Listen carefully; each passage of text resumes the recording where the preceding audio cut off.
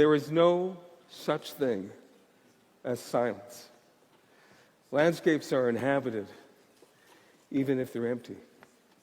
I want you to hold that thought for a few moments.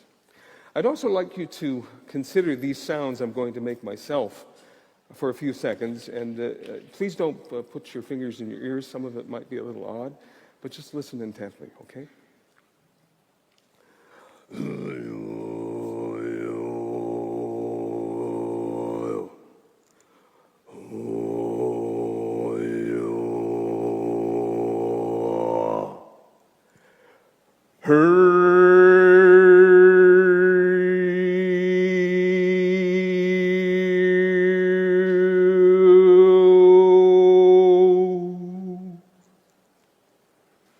There's no such thing as silence.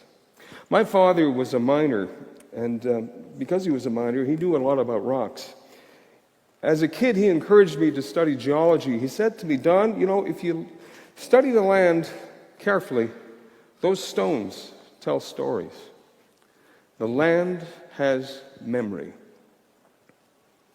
But what happens to cultural memory when the teachers are all dead and the stories have gone missing?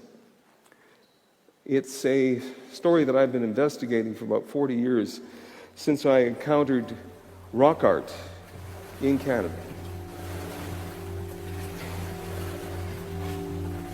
Now, these images you see are known as pictographs. These are red ochre, and there are dreams that are painted upon the rock face.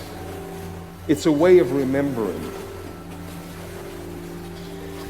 These particular rock art sites are unusual in the sense that almost always you'll be attracted by the images. But what I learned after many years, as you see here, it's not so much the images that are important as much as the sound of these special places. In fact, after all of these years, I can say that you can be in a timeless frame of mind if you know how to listen. I was reading a very strange account in the 19th century about a church in northern France that had run kind of hard on its luck, and it could not afford to pay its bell ringers to be on call 24/7 to ring bells in the event of a thunderstorm. Let's give a listen to a thunderstorm that I recorded in British Columbia. It was a wild night on the top of the mountain, and hear what it actually sounds like to be in a vicious, mean, cruel thunderstorm. Listen.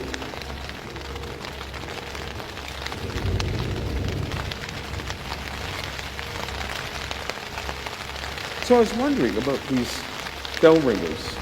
How could they possibly think that they would be changing the weather? And then I asked myself another question. What is it about the sound of the bells that might be changing the human being? So in this particular recording that you hear here, I was looking for the psychoacoustic cues. What psychoacoustics is how sound presents itself in the mind of the human. When I presented students and also our subjects for a neuroscience experiment and played them a bit of the thunderstorm that you heard, their brainwaves changed, they were terrified. But when we introduced, and you remember hearing the drones, the sound of a peal of bells, not the ding-dong, but the drones, it turns out that when those drones are introduced, that the thunderstorm suddenly becomes calm. It serves as a calmative. In other words, if you can't fix it, feature it. Add bells, and the community is suddenly a whole lot happier.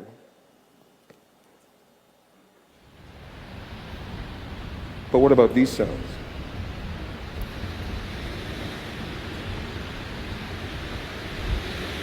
This is Blackfoot territory. This is writing on stone.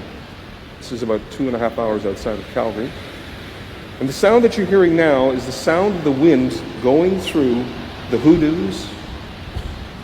And those hoodoos, those sandstone cliffs, are being shaped by the persistent wind that is ever present and blowing through writing on stone. What's most interesting about writing on stone is that if you listen very carefully, very low frequency sound, high frequency sound, and a mid-range which is just on the edge of hearing. And if you listen very carefully, you're hearing the news of your ancestors. Because wind has been blowing through that part of the country for as long as wind has been blowing. So now we move someplace a little closer. This is Omak. In Blackfoot, that means the old big arrangement. What we noticed about these sounds when we took them back to the lab is that they had very particular frequencies. And I was saying to myself, well, how can this be? And Omak provided me finally the key to all of this, about how this actually works. If you look at Omak and you're trying to drive out, it's about an hour and a half outside of Calgary, and you're trying to find this place, you'll never find it. For first reasons is that you have to go through a very strange series of roads, but more important, we don't know what to see, what we're not looking for. But you can hear it, because the stones are forever making these kinds of sounds, this wonderful low-frequency sound. From the air, this particular location, as I mentioned beforehand, in the introduction, can be seen from a great distance. They're 20 square miles. These stones radiate in all kinds of directions. But what I didn't know was that these stones were aligned in a very specific way to produce the sounds that you're hearing right now. And the sounds that you're hearing right now, when we took them back into the lab, well, this was almost unbelievable. What we realized that they were having an affect on human cognition and perception. To the point where some people were reporting, the data were saying, something akin to a religious experience. So what am I supposed to make of all of this? That these old stones are giving us sounds that we've never heard for a long, long time, that are giving us something akin to a religious experience. And then it came to me. Oh my goodness, I said to myself, how would you communicate cultural memory over time, over vast distances of time, over millennia? Would you build a building? Well, maybe not, because buildings go up and down, and they're not necessarily built to last, are they, even here in Calgary? Well, would you tell a story? Well, stories are good, but languages change. Sometimes the intention of the language changes as well, so where the story gets distorted. And I kept thinking about that. And I kept thinking about this place, which you're seeing right now, which is in northern Manitoba. Again, very difficult to get to. And then I got it. Oh my goodness. Sound never ages. If you create the conditions to create the note C or A or B, C or A or B are immutable. It always will be C or A or B. Sound never ages. And these particular places that I've been to all these years are tuned to very specific sounds. Human beings, as you can see, have actually moved these stones. And in this instance, what you're looking at here, in a place called Ty Creek, is these stones have been here for a long, long, long time.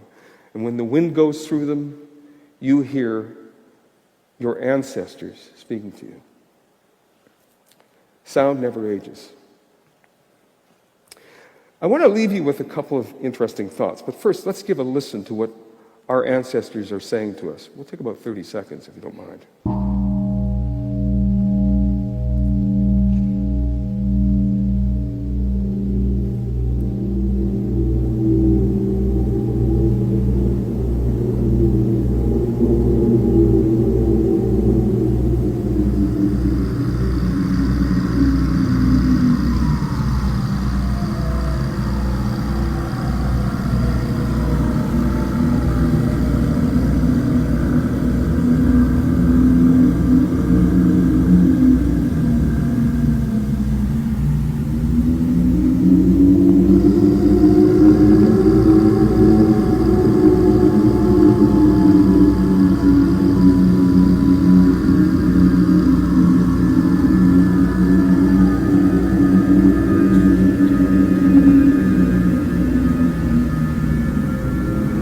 When you go into these locations, and I know you'll be seeking them out like I have for the last 40 years, there are a few things that I'd like to share with you from an old man talking to a younger generation who's trying to learn what the cultural memory of our country is that these stones have memory.